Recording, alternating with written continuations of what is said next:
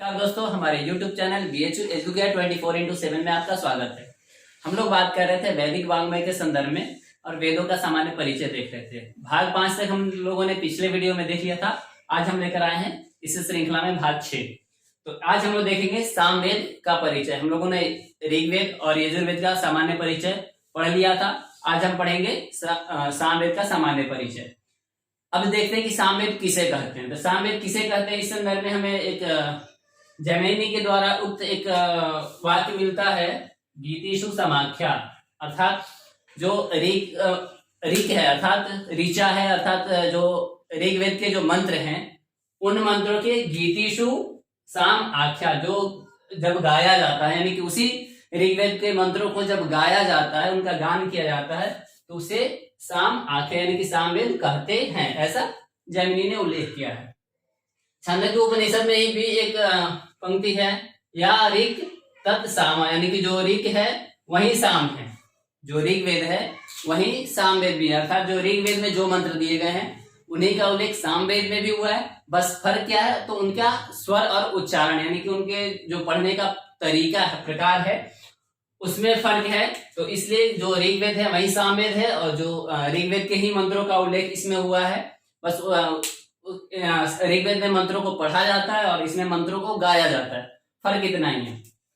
एक और भी है, सामम प्राणम प्रपद्ये, अर्थात जो सामवेद है वो क्या है, प्राणम प्रपद्ये, उसको प्राण कहा जाता है। किसका, तो सभी वेदों का उसे प्राण तत्व कहा जाता है, अर्थात वह सभी वेदों में प्रमुख रूप से उपस्थापित है, अर्थात वो सभी वेदों में प्रमुख है। ये ऐसा यजुर्वेद में उल्लेख हुआ है। एक और पंक्ति है, साच अमश्चेति तत्साम्नः, और इसमें हम लोग देख सकते हैं कि ये सामवेद का अगर ये व्युत्पत्ति की तरह प्रतीत हो रहा है, व्युत्पत्ति है, साच अमश्चेति तत्साम्नः। इसमें बहुत महत्वपूर्ण इसमें एक चीज है, साच अर्थात वह जो ऋग्वेद के मंत्र हैं, अमश्च, अमश्च मतलब क्या है, यहाँ पे अम का अर्थ है गे, अर्थात उन्हीं सामवेद के मंत्रों को अमश्चेति जब गाया जाता है तो उन्हें साम्नः यानी कि सामवेद कहा जाता है। ठीक है, ऐसा बृहदारण्यकोपनिषद में उल्लेख है। वैसे ही जैसे ये था साम प्राणम प्रपद्ये, वैसे ही एक और पंक्ति है, स यह प्राणस तत्साम, अर्थात जो ऋग्वेद यह सह यह, यानी कि उन सभी वेदों में जो प्राण तत्व है वही सामवेद है, अर्थात जो वेदों के प्राण तत्व है वही सामवेद कहे जाते हैं। शतपथ ब्राह्मण में उल्लेख है, सर्वेषाम वा एक एष वेदानाम रसो यत् साम, अर्थात सर्वेषाम वेदानाम, सभी वेदों का जो क्या है, एषः रस, अर्थात सभी वेदों का जो रस है, सार तत्व है, रस तत्व है, उसी को क्या है, साम कहते हैं। अर्थात सभी वेदों का जो महत्वपूर्ण रस बच जाता है, सारांश बच जाता है, उस तत्व को क्या कहा गया है, तो सामवेद कहा गया है। एक और बृहद देवता में कहा गया है, सामान्य यो वेत्ति सवेद तत्वम, अर्थात सामान्य वेत्ति सवेद तत्वम, अर्थात सामान्य वेत्ति सवेद तत्वम, वास्तव में वेद तत्व कौन है, सभी वेदों में मुख्य वेद तत्व कौन है, सामवेद ही है, जो सभी वेदों का मुख्य तत्व कहा जाता है। अर्थात इसी का सारांश आ गया कि वेदों के जो सार है वही सामवेद कहा जाता है। श्रीमद् भगवद गीता में भी कृष्ण ने यह उल्लेख किया है, वेदानाम सामवेदोस्मि, वहां पे दिए हैं, वेदानाम सामवेदोस्मि,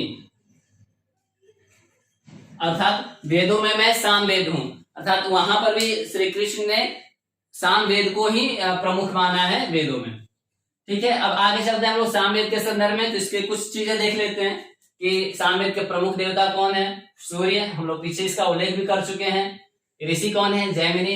हमें ये पता है कि जब वेद विभाजन हुआ था तो वेद व्यास ने 4 वेदों को विभाजन करके उनके आधार पे 4 शिष्यों को पढ़ाया। तो उसमें इसके जो ऋषि हैं तो वह जैमिनी, अर्थात जैमिनी को सामवेद पढ़ाया था। इसलिए इसके अगर ऋत्विक के बारे में देखें, इसके ऋत्विक कौन है, उद्गाता, उद्गाता, क्योंकि मंत्रों को जो गाने वाला है उसे ही उद्गाता कहते हैं। मंत्र इसमें कितने हैं, तो 1875 मंत्र टोटल सामवेद में। तो सामवेद में जो 1875 मंत्र है, चूंकि इसमें 2 भाग हैं, पूर्वार्चिक और उत्तरार्चिक, तो पूर्वार्चिक में 650 मंत्र हैं, प्लस उत्तरार्चिक में 1225 मंत्र है, दोनों मिलाकर के हो जाते हैं 1875 मंत्र। अब इसमें 1875 मंत्र में एक चीज है कि हम लोगों ने अभी ऊपर देखा कि जो ऋग्वेद है वही सामवेद है, या ऋग तत्साम अर्थात वही ऋग्वेद के इसमें मंत्र। तो क्या टोटल जितने मंत्र है 1875 ये पूरे सामवेद ऋग्वेद का मंत्र है? ऐसा नहीं है। इसमें क्या है कि केवल 1504 मंत्र ऋग्वेद का है, और इसी 1504 मंत्र में से क्या है कि 267 मंत्र और इसमें वो हो गए, मतलब इन्हीं का दोबारा पुनरुक्ति हुआ, दोबारा ये उसमें कहे गए हैं। तो इसलिए क्या हो जाता है कि अगर ऋग्वेद से लिए गए मंत्रों की संख्या पूछा जाए तो वह 1771 हो जाता है। यानी कि 1771 मंत्र जो हैं वह कहाँ से लिए गए हैं? ऋग्वेद से लिए गए हैं। तो सामवेद के अपने कितने मंत्र बचे? तो इसमें माइनस कर लेते हैं, यानी कि 104 मंत्र किसके बचे? सामवेद के। अब ये जो सामवेद के मंत्र है वो भी 104 मंत्र केवल इन्हीं के नहीं है, केवल 99 मंत्र ही अपने सामवेद के हैं, प्लस 4 मंत्र इसी में से 4 मंत्र पुनरुक्त है, दोबारा कहे गए हैं।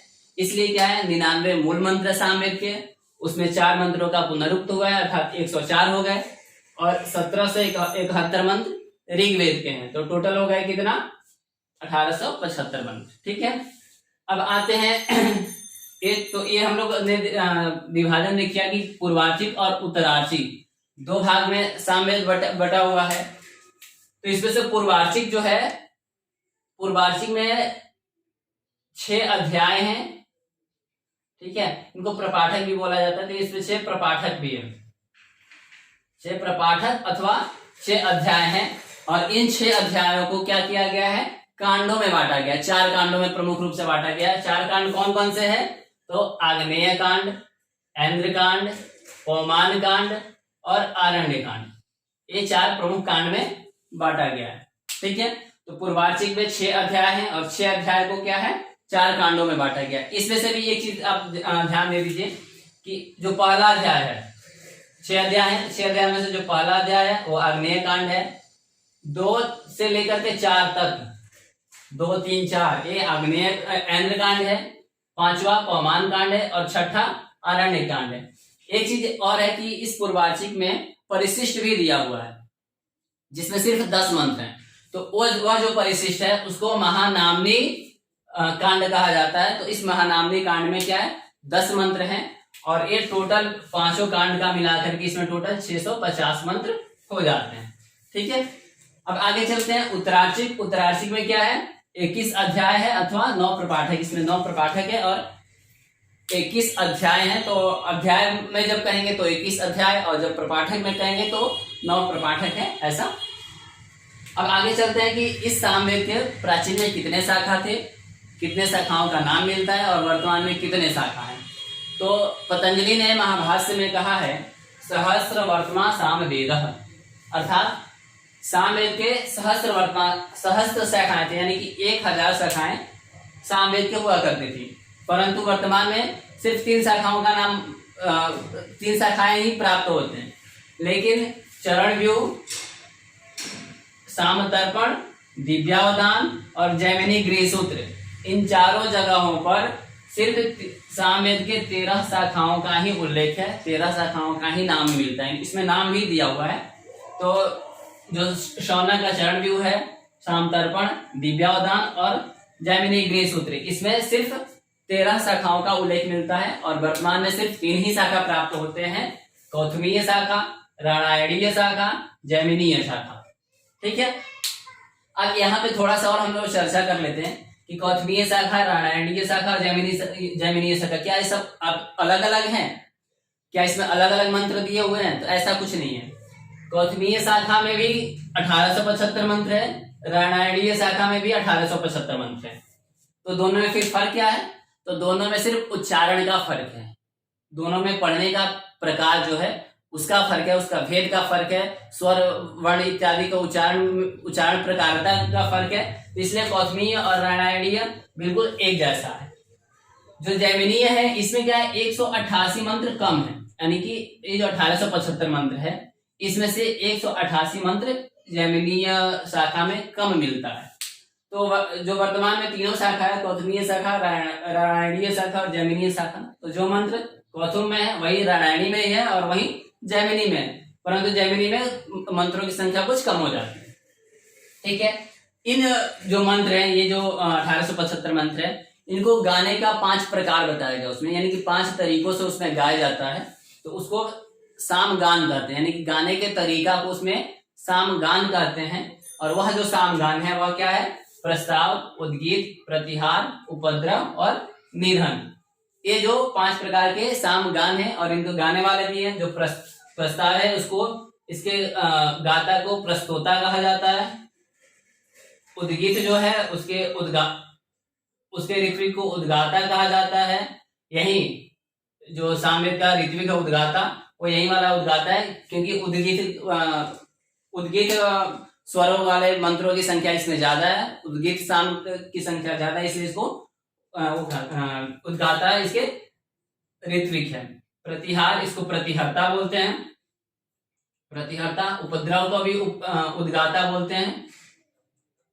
और निधन में जहां पे प्रस्तोता, उद्गाता और प्रतिहर्ता तीनों का सम्मेलन हो जाता है, उसको निधन कहते हैं। तो प्रस्ताव, उद्गीत, प्रतिहार, उपद्रव और निधन, ये 5 प्रकार से साम मंत्रों को गाया जाता है, यानी कि सामवेद के मंत्रों को का गान किया जाता है। इसलिए क्या है, 5 सामगान है। तो यह प्रश्न प्रायः पूछ दिया जाता है कि सामगान कितने हैं। परीक्षाओं में यह सामान्य प्रश्न है कि सामगान कितने हैं, तो 5 सामगान है। और एक और प्रश्न इसी से जुड़ा हुआ आता है कि कितने साम विकार हैं। तो सामवेद में 6 साम विकार है। 6 साम विकार कौन कौन है? तो विकार, विश्लेषण, विकर्षण, अभ्यास, विराम और स्तोभ।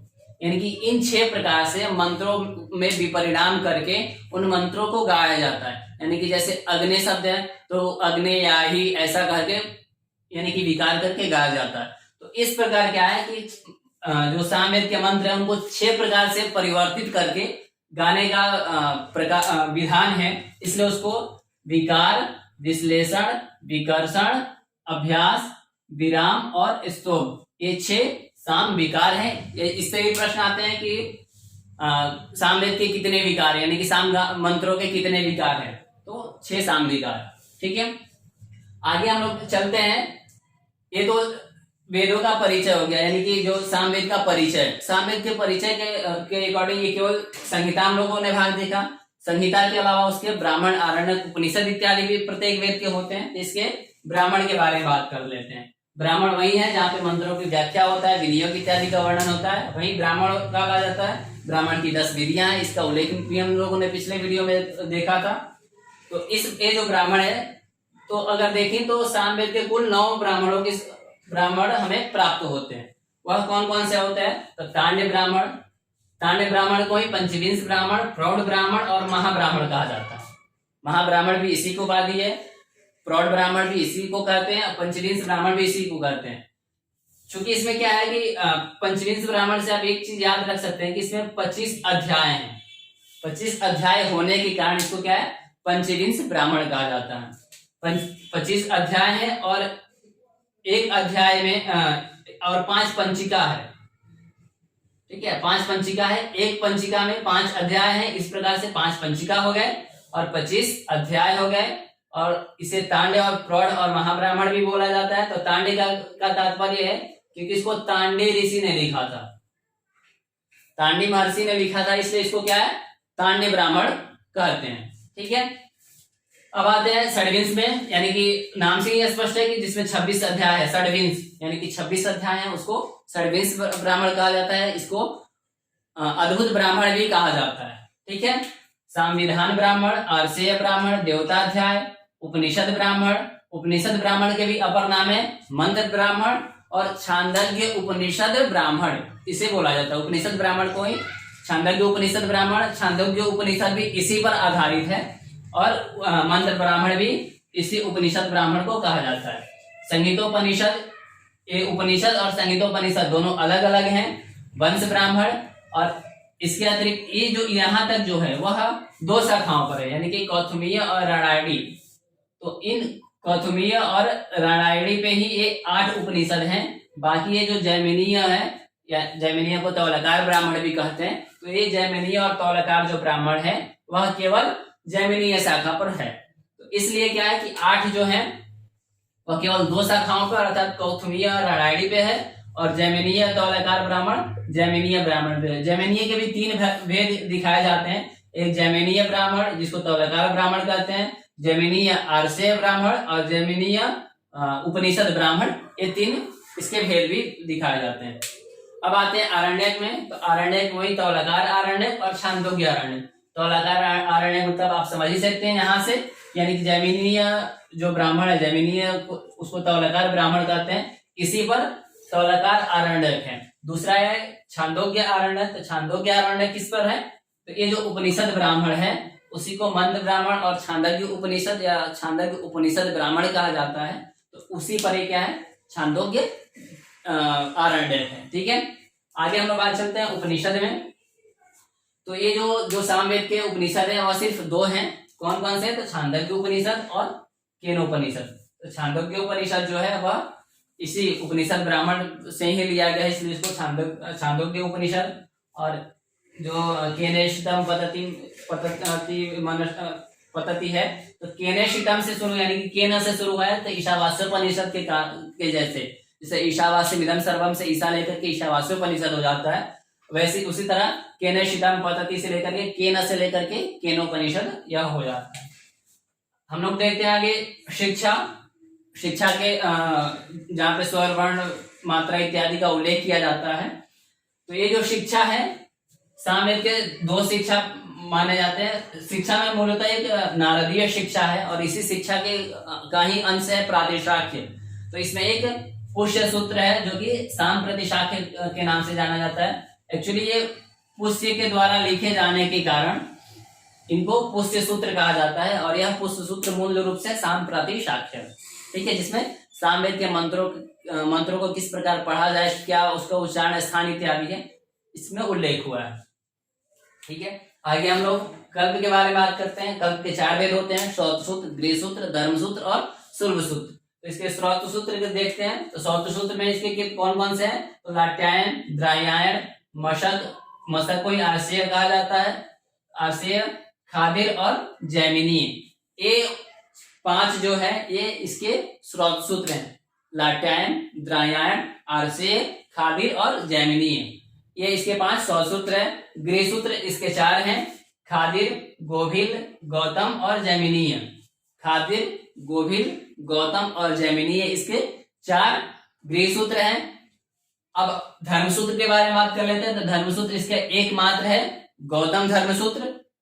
ठीक है, तो एकमात्र इसके सूत्र हो गए गौतम धर्मसूत्र। इसके बाद बात करें शुल्ब सूत्र के बारे में।